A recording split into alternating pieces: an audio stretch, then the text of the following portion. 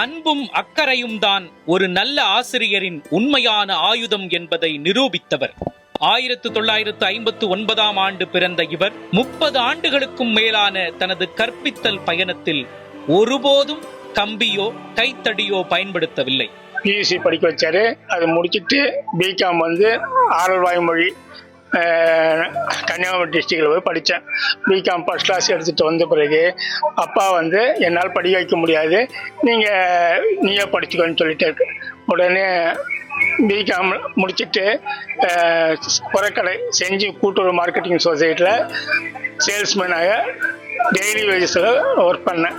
Work பண்ணிக்கிட்டே MCom முடிச்சு BEd முடித்தேன், எம்எட் முடித்தேன், PG diploma in personal management, PG diploma in hospital management, PG diploma yoga, MA economics எல்லாத்தையும் அண்ணாமலை யூனிவர்சிட்டியில் முடிச்சுட்டு நேராக வேலை வாய்ப்புக்காக மெட்ராஸு போய் சேர்ந்தாச்சு.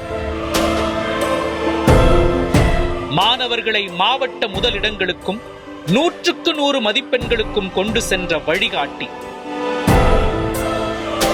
ஒரு கல்வியாளர் மட்டுமல்ல, அன்பான வழிகாட்டி, கருணையுள்ள நண்பர், பொறுமையான ஆசான், மாணவர்களின் இதயத்தில் அழியாத இடம் பிடித்தவர். அக்கௌண்டன்ஸ்ல நிறைய கேர்லெஸ் மிஸ்டேக் பண்ணிட்டே இருப்பேன். இருந்தாலும் சார் ஒவ்வொரு சம்பவம் கிளியரா சொல்லி கொடுத்துட்டே இருப்பாரு.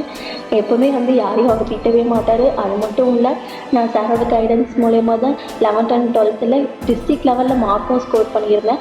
நிறைய தப்பு பண்ணாலுமே அவர் பொறுமையா அழகா சொல்லி கொடுத்து எங்களை இந்த நிலைமைக்கு என்ன மட்டும் இல்லாம என்ன மாதிரி ஒரு ஆயிரக்கணக்கான ஸ்டூடெண்ட்ஸ் இப்போ நல்ல நிலைமையில இருக்கணும்னா அது தென்னரசு சார் தான் காரணம். சென்டம் எடுக்கிறது சாரால மட்டும்தான். சார் ரொம்ப கிளாரிட்டியா கிளாஸஸ் எடுப்பாங்க. இவரது கருணை மிக்க கற்பித்தலுக்காக திருமிகு தென்னரசு அவர்களுக்கு கற்பித்தலுக்கான ஆற்றல் மிகு ஆசிரியர் விருது வழங்குவதில் பெருமை கொள்கிறது நியூஸ் 7 தமிழ்.